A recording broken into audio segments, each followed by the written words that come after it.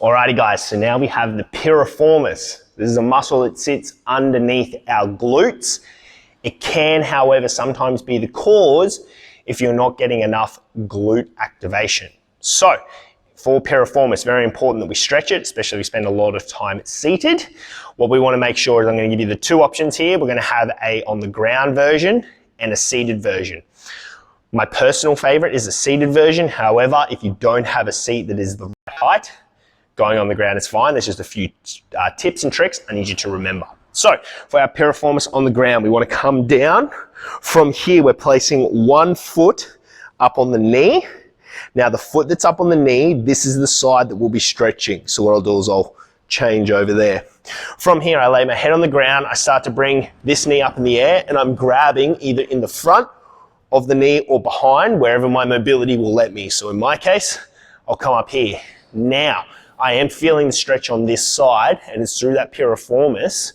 But what I want to do to make sure I really increase that stretch is I'm trying to push this knee by twisting it myself out to the side, and then I'm rolling away from the stretch. So in this case, my right foot here that's up, I'm rolling over to that right side, and that's really going to feel the stretch increase.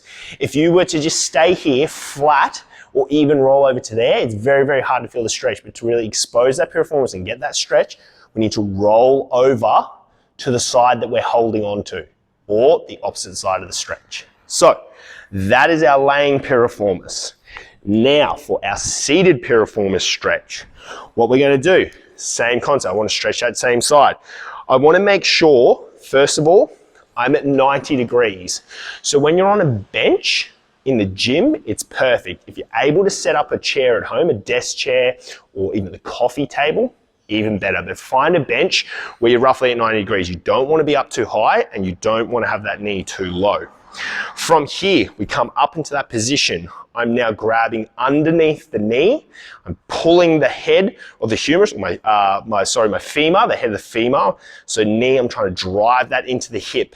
From there, nice proud chest, and I'm hinging forward. So sternum forward, hinging there. So I'm pulling that femur down into the ball and socket joint, and then I'm hinging forward. Again, you're going to feel this piriformis. Now, if we're holding the stretch, we're going to hold it. If we're going for mobility, we're moving in and out. So we're going to loosen this off. So we could do this before we go to work out. Or if we're stretching after, we're just going to hold in place.